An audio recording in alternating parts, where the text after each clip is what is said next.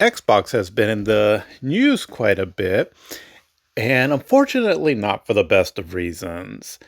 There's so much talk about Xbox right now with all the decisions that they've been making. Really going back to, going back to like 2013, right, when they unveiled the Xbox One. Was it 2013 or 2012? But basically, when they first started announcing it, right? And everything that they've been doing pretty much since then. Unfortunately, I really feel that Xbox just lost a lot of its potential and unfortunately, became kind of almost like a laughing stock in the video game industry and all. But the crazy thing is, though, that a lot of the mistakes that they have made, it's not like companies haven't made like, big mistakes before in the past, Atari and Sega. But the difference with Xbox, though, is their main parent company, which is Microsoft.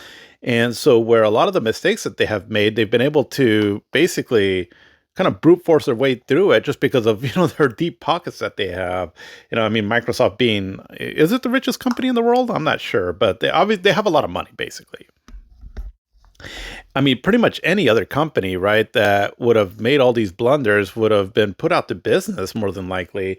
We've seen that time and time again in the video game industry and all. But again, because Microsoft is has the deep pockets, they've been able to, I guess, keep trying to keep Xbox afloat. But some of the decisions that they've been making, though, just don't make a whole lot of sense, though. And you would think that there'd be some just more smarter decisions being made around the brand and all, and just unfortunately hasn't been the case. But with everything going on, right, and all with the, when they announced the, and this is more recent stuff, right, where they acquired all these studios, and then there was a bunch of layoffs that were happening, and a lot of people losing their jobs and all, and gaming studios being disbanded and all, and then their cancellation of some big games like or big supposed upcoming games like Perfect Dark, and there was like another MMO game I believe that was canceled. I forgot the name of it, but there's just been a lot of cancellations, a lot of delayed games. Like where's Fable at? And even then, is it going to be any good? And then the announcement of the ROG Ally, which is going to be like $1,000 for the more premium one, which is probably the one that people would want to get. And then the increase in Game Pass, up to $30 a month now for the Ultimate tier. And so many bad things coming out right on this company, and it's just really baffling to see a lot of the decisions that they've been making. And I think the really unfortunate part about all this is for anybody that was around when Xbox first became a thing. At least I know for me personally, there was definitely potential there for Xbox to be a very big player in the video game industry that could stand toe to toe with some of the other big players.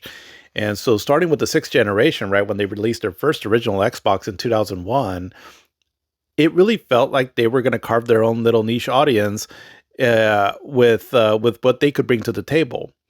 Now, for me personally, what I always saw the Xbox being was that it was going to be kind of something that could bridge the gap between PC gaming and console gaming. Because here's a company, Microsoft, that is more on the PC-centric side of, gaming software, but they're making a home console now, so maybe they can bring sort of like PC gaming experiences over to the console side and all. And now, at the time, now, I say this as someone that wasn't a big PC player, right? I really wasn't back then, right? In the, in the 80s, 90s, and going into the early 2000s. My thought at the time was that most of the games that were coming out and the big hits and all that were coming from Japan. So we had Nintendo and PlayStation that were sort of catering to that crowd right there. And then to some extent, Sega with the Dreamcast, but then, obviously that fizzled out. And so the main big hits on these systems were Japanese developed games. And so my thought was that what if the Xbox ends up becoming the gaming system that we can have here in America, where it's bridging the gap of like maybe some of those interesting looking PC games or more Western developed games and all. So that way we have that extra flavor, so to speak, right, that we can game on. And that was my thought and my hope on what the Xbox could be. And in a way it kind of was. Some of the games that were initially successful on the Xbox were, for example, Halo, right? I mean, obviously Halo was a big deal.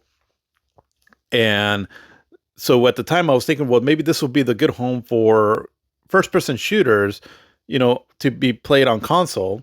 Because again, first person shooters weren't too big in the console space. Halo really blew it up a lot.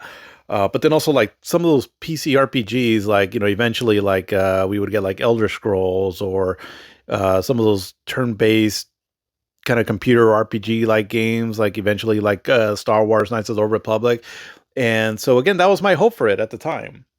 And and then eventually we, got Xbox Live, which I've never been much of an online gaming player, but I understand how big that was, right? Just to the industry as a whole, and introducing online gaming in a very convenient way for console players. And then we move on to the 360, which did a lot of great things for the seventh generation and all. And so, unfortunately, things kind of started dying out in 2010 or so, where they kind of started going in a different direction. And I honestly feel it was the Connect. And I want to say, I think that around this time is when, what's his name? Matrix, I think is his name. That kind of started going in a different direction with Xbox that ultimately ended up going towards where we're at now. And they've only really been kept afloat, I feel, which is considerably a long time. What, 15 years now? If we're going back to 2010, because of the deep pockets that Microsoft has, and that's a long time, right, to be kept afloat from a lot of failures, since then. But the point of what I want to do right now here for a little bit of a countdown is to talk about the good stuff that Xbox did, because there was some good stuff. There was not only for the company itself, or the Xbox brand, but also for gaming in general. And so I listed out a few things here that I truly feel that Xbox brought to the video game industry that are worth mentioning. So I want to, shine a positive light for now, as we reminisce a bit on Xbox here. So coming in at number 10 for me is Game Pass. And so Game Pass, I mean, I guess you can say it's kind of becoming its detriment now, and I don't know too much of the specifics of how Game Pass works and all, as far as how that's affecting game sales and all that, because I'm not smart enough to know all that information. I don't have access to a lot of that information.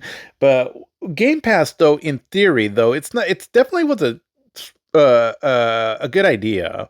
I mean, having access to a whole bunch of games for a cheap price and all definitely was enticing enough and all, that I know that I ended up subscribing to Game Pass for a while. And I did get to play some games on there that ultimately I might have not have tried out. And I also like just the whole thing of where I can have Game Pass on multitude of devices and I can play them through cloud.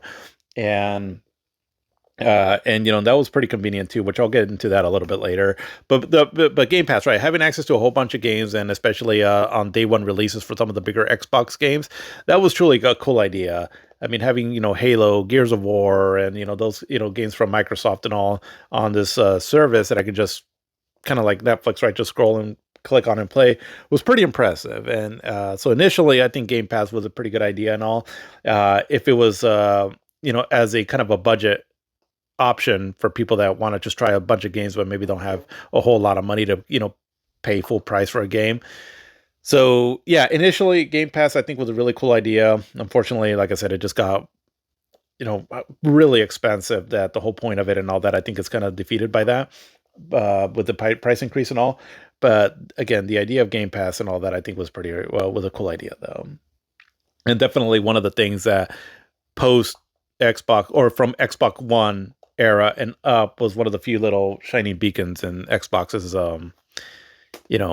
what they contributed to the gaming industry, I guess, because there wasn't a whole lot more. But number 9, I have Forza, the Forza racing game series. So I can't say I'm a big, huge racing simulation fan, but I've definitely appreciated the Forza racing games, and I feel that it's a very popular genre of games, and one that was really popularized by Gran Turismo on the original PlayStation. But Gran Turismo, though, as the series started going on, really from part 3 to 4 and on, there was some pretty big gaps though from when we would see a new Gran Turismo game. So Forza kind of came in and filled in that void, starting with the first one that came out kind of, if I recall right, a little late into the original one's lifetime. but then eventually it had a whole bunch of games in that series there, and then eventually it spawned off into the Forza Horizon, which is a little bit more arcadey like and all, but still really fun. And the games are just really well done, great racing simulators. That there was a constant output of them. So for racing fans and all, there was it ended up becoming one of Xbox's more iconic franchises that was exclusive to the system.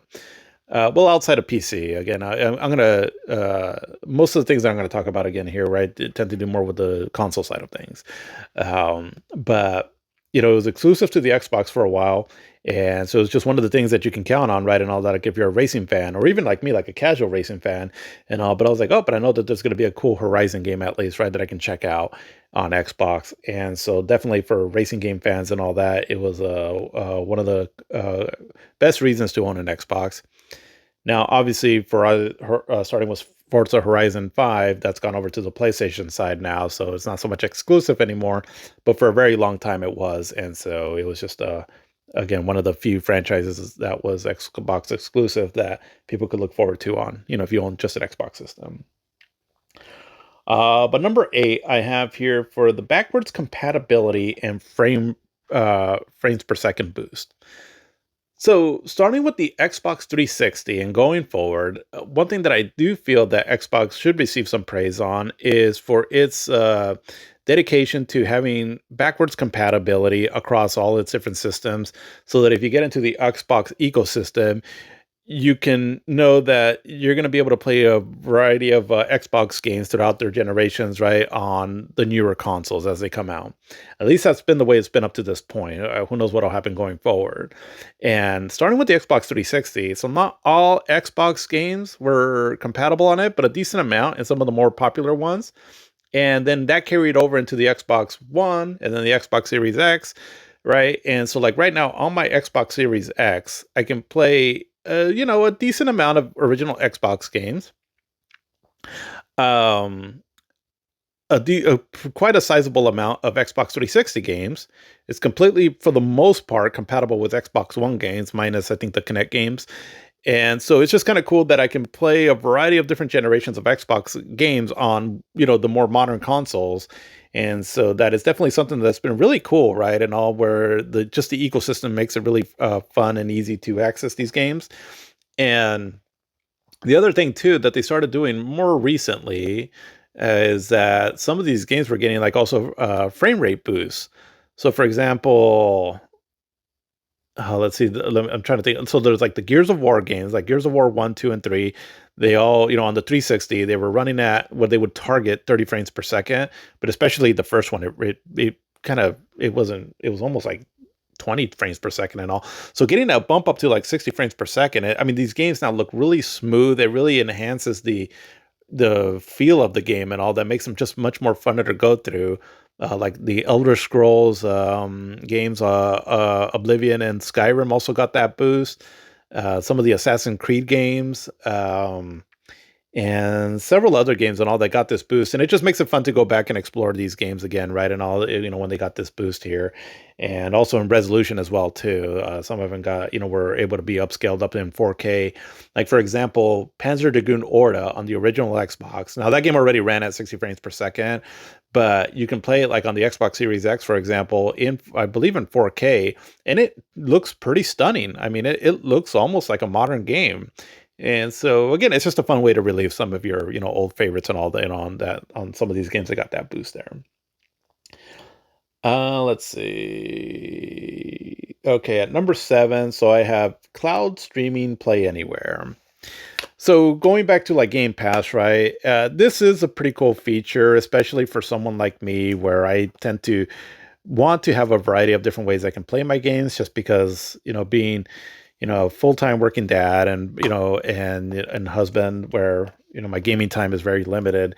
And so sometimes if I just get the spark to just want to play a game when I have a little bit of downtime, I like being able to say like, okay, I can just pick up this device and I can play my game this way, whether if it's portably or on the TV and all.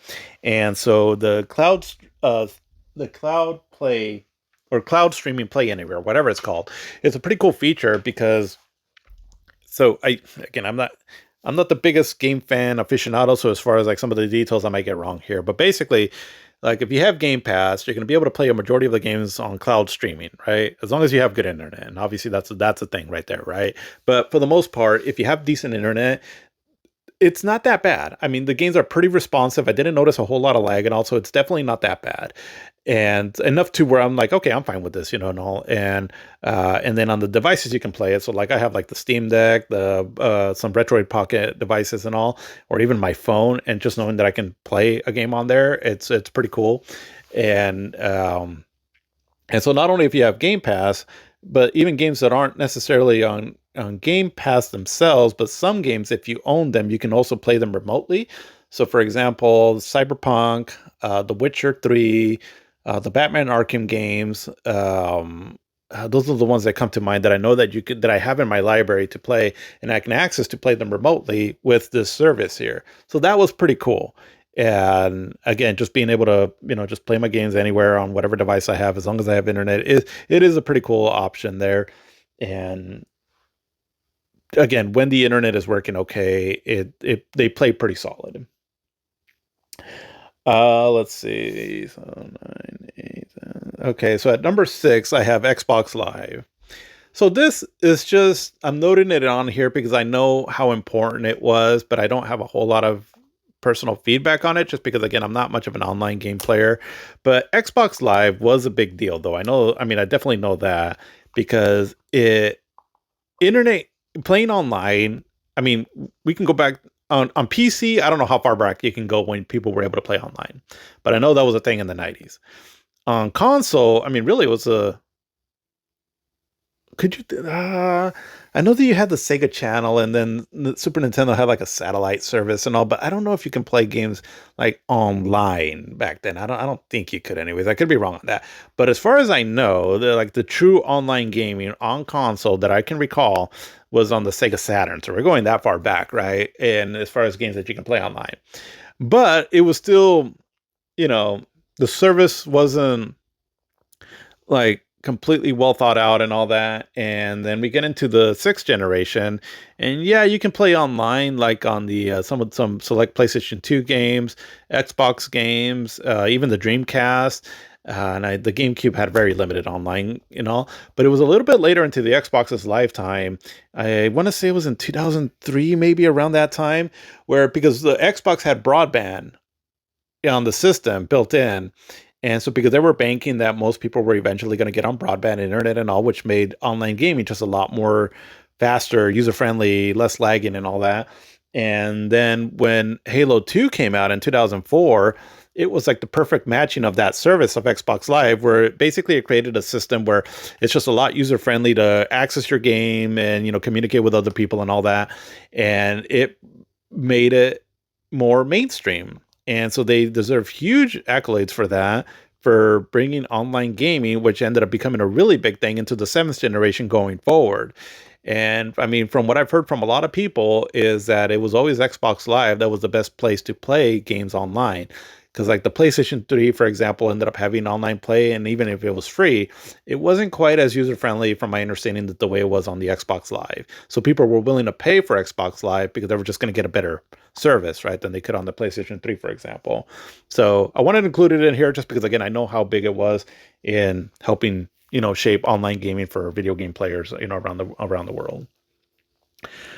Let's see. So number 5, I put in here controllers. So outside of the Duke, the original big controller that came out on the Xbox, the Xbox controllers have been pretty solid. They're not necessarily like always my favorite controllers, but I feel like they're a pretty good universal controller all around. So like with the Xbox S controller, so the one that originally came out in Japan and then they made it more the default controller here in the United States. It was a really good controller, and all outside of like the black and white buttons, which is kind of odd placement, for what would normally be like the LB and RB buttons. But there was still otherwise a pretty good controller. I really like the offsetted analog sticks, which made, for me personally, like first-person shooters and racing games a lot more fun playing it that way.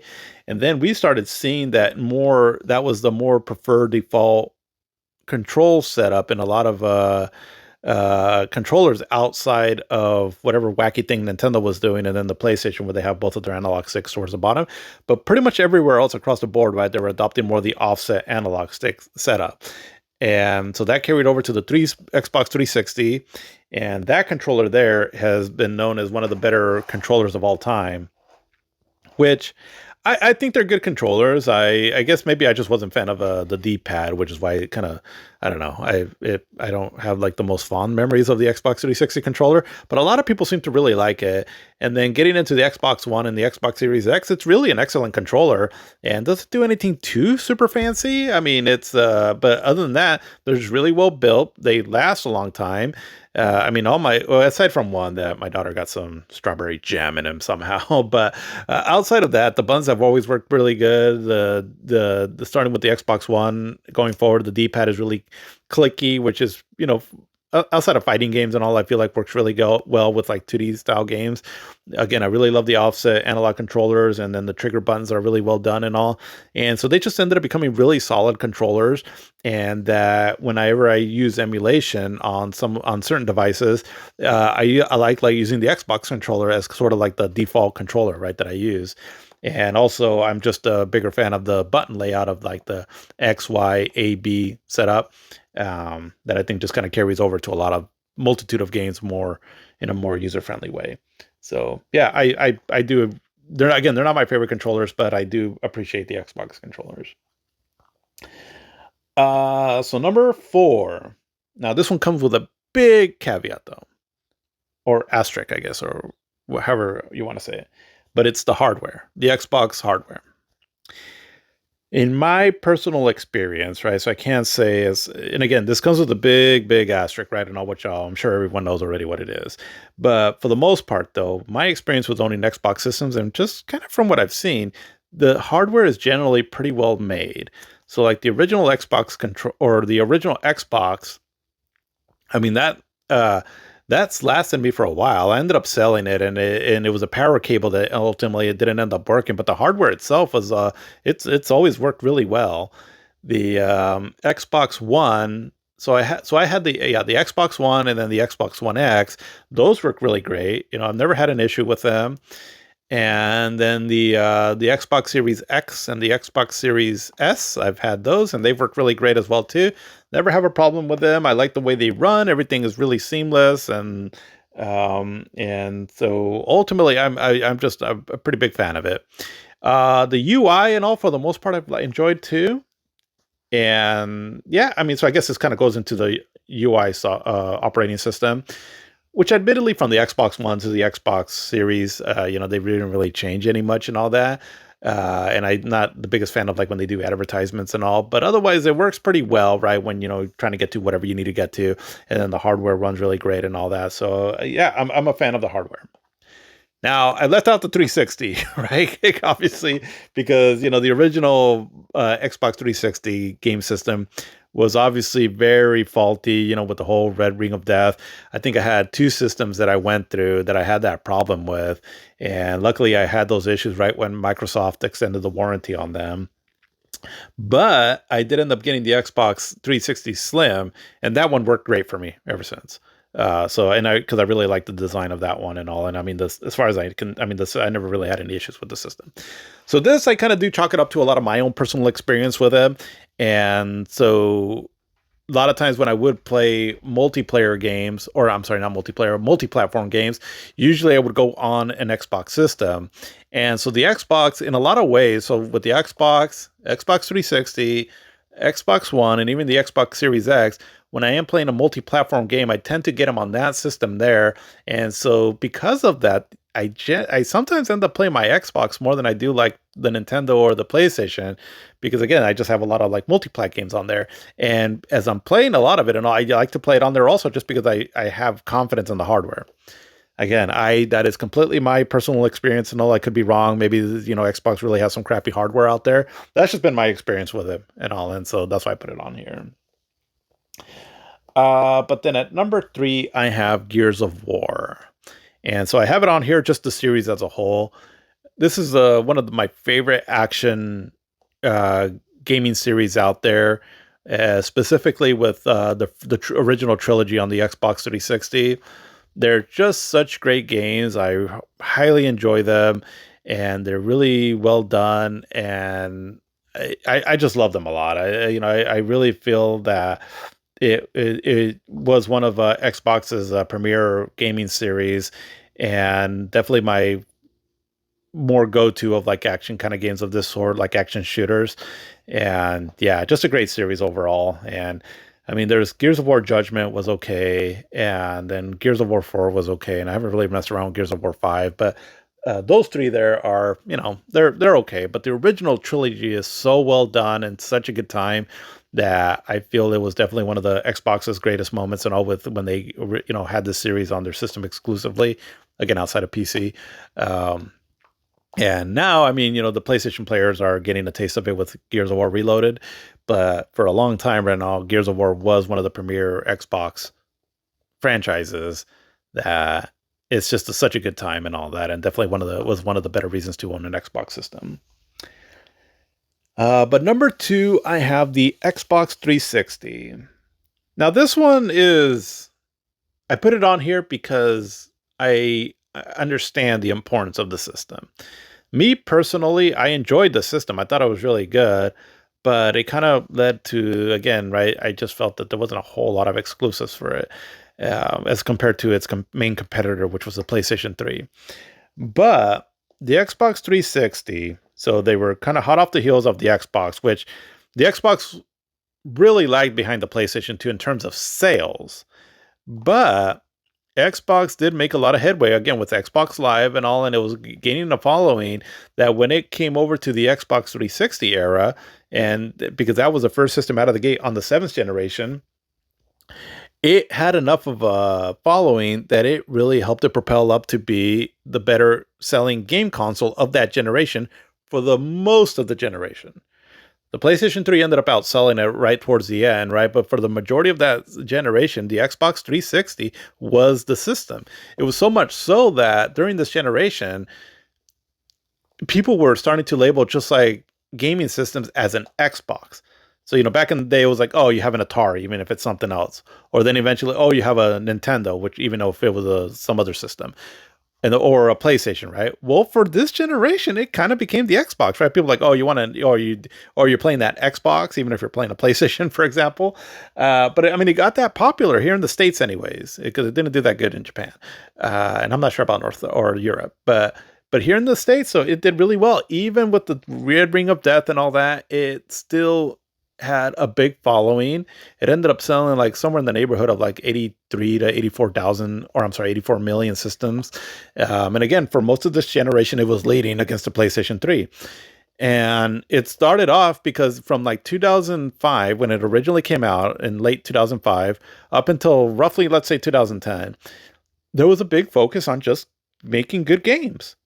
And I mean, we had Halo 3, we had the Gears of War series, and admittedly, a lot of the games ended up going over on the PlayStation 3, right? But it still had a lot of these games, and there was a big focus on a huge output of quality games coming out. And then a lot of times, the games would even run a little bit better on the Xbox 360 because it was just a more user-friendly platform to develop for.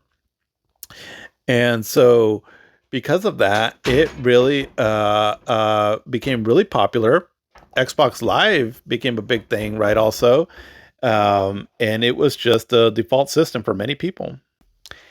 But yeah, Xbox 360 definitely a great system, and it also introduced Xbox Live Arcade and really opened up the gateway, right, for a lot of independent games or indie games to start coming out, along with also re-releases of old retro games and all. And so there was a lot of innovation that happened with the Xbox 360 that was very gamer focused.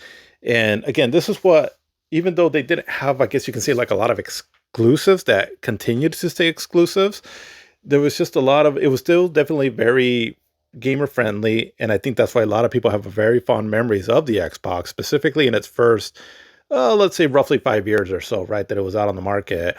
And, again, just I would say that I personally prefer the original Xbox a little bit more because I felt that it just had more exclusives and had more of unique identity. but I can understand why the 360 is known as the best Xbox system. And really, when gamers have fond memories of an Xbox system, it tends to be more the Xbox 360. And again, the whole Xbox Live thing and all that, again, I wasn't a participant of all that, but I know that it sounds like a lot of people had a lot of fond memories of Xbox Live and all. And I can imagine, right, and all playing with your buddies online, staying up all night playing things like Halo 3 and the Call of Duty games and all. Yeah, I mean, I would imagine that would have been a blast, right? So definitely understand why the system is so beloved by many.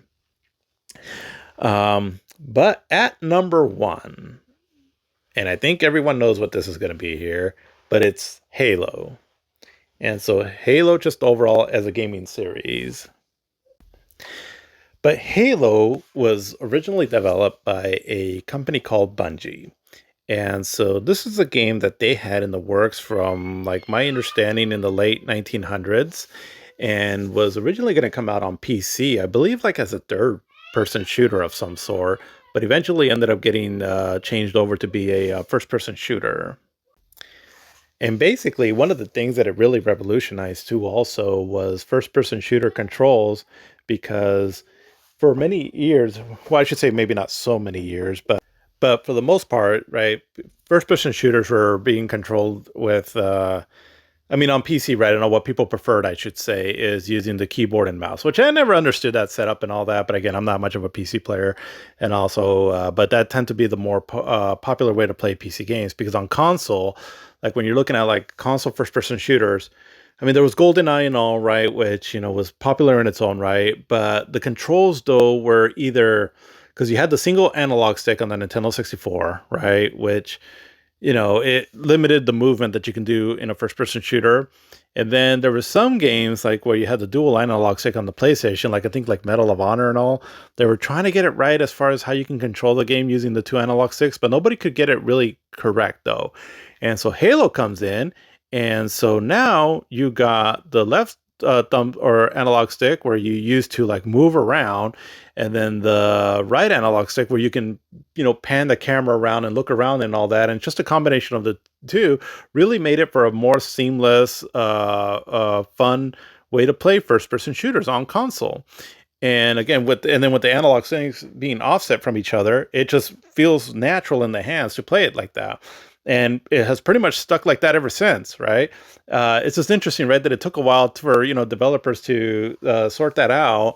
But again, people were learning things back then and all, as far as how to control in a 3D space. And Halo was a big player in that. And the original Halo was, I mean, it's definitely one of the best launch titles of all time. It really put Xbox on the map. It's a fun game in its own right. It's like I said, it popularized the first-person shooter and introduced us into a cool new space marine shooter world where you're fighting against the Covenant and all. And the AI on the enemies, I remember being one of my more favorite things of it, where it seemed like each enemy you fought had a certain strategy to it and all, and had a pretty cool story, right, for what it is, and that kept you hooked on the game outside of the gameplay. Oh, an amazing soundtrack by, what's his name, Marty O'Donnell, I believe. Just the Halo theme song is just one of the best in gaming of all time. And it, like I said, I mean, it really put Xbox on the map. If it wasn't because of the original Halo, I don't think Xbox would have even taken off to any extent, right, the way it did. It was just that big of a hit. And, then we got Halo 2, which not only was it a great game, but also really expanded on the was came out at the perfect time and all, when Xbox Live was really taking off. And so with the original Halo, with the LAN parties that you can do on it and all to play multiplayer, then on Xbox Live with Halo 2, Halo was just also becoming very synonymous with not only having a really great campaign, but also having a really fun multiplayer too, which led into Halo 3, kind of the same thing. Really fun campaign, and then an awesome multiplayer experience, right? From what I understand, right? And all for the people that experienced it. And so just three really amazing games. And then we had like Halo Reach, which was a really great prequel as well, too. And then Halo ODST and all. And then we had Halo 4, 5, and Halo Infinite, which were decent games and all that. But, ever since Bungie left the development of the games, there has been a bit of a downgrade in the quality of the games. But those original games, though, from Bungie specifically, really put Xbox on the map, that it made Master Chief and just Halo in general, just sort of like Microsoft's or the Xbox's own Mario, so to speak, or their own Sonic, right? What Sega, what Sonic was to Sega and Mario to Nintendo, for example. And yeah, I mean, they're great games. There's definitely some of my favorite first-person shooter games out there. As a casual first-person shooter fan, I can definitely understand the importance of these games. And definitely when you think of Xbox, you think of Halo. Maybe, I don't know. I mean, maybe not so much so now anymore because Halo, I mean, really, again, it's starting with the Xbox One, right? Halo has been a bit of on a downgrade because we did get the excellent Halo Master Chief Collection, which is one of the best like remasters or whatever you want to call it, right, in all time. But as far as like a new Halo game, there hasn't been really anything that has been really impactful the way the original games were on the Xbox and the Xbox 360, which is unfortunate because again, this was just such an excellent series here and all. But again, kind of going back to this was Halo was really a big thing in the golden era of Xbox, right? And why I put it at number one, just because of how important this game series was to the Xbox. But that's what I got for the Xbox, though. As far as some the best moments or things about the Xbox. But let me know if there's anything that you specifically like about the Xbox and why you enjoyed the system. And yeah, just so we can share the moments of, when this brand was worth playing and worth owning systems for. But that's all I got for this one. Hope you have an amazing day, and we'll see you on the next.